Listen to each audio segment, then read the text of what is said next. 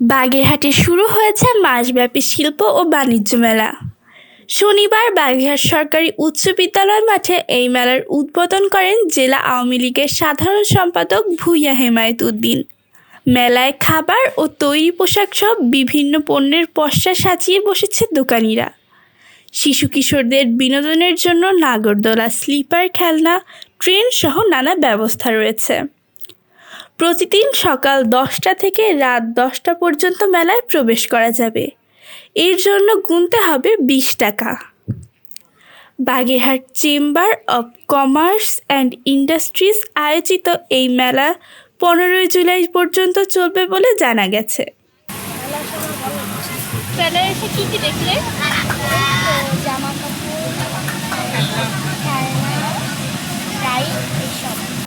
Toyeba Islam Tripti, hello.pdnews24.com, Bagerhat.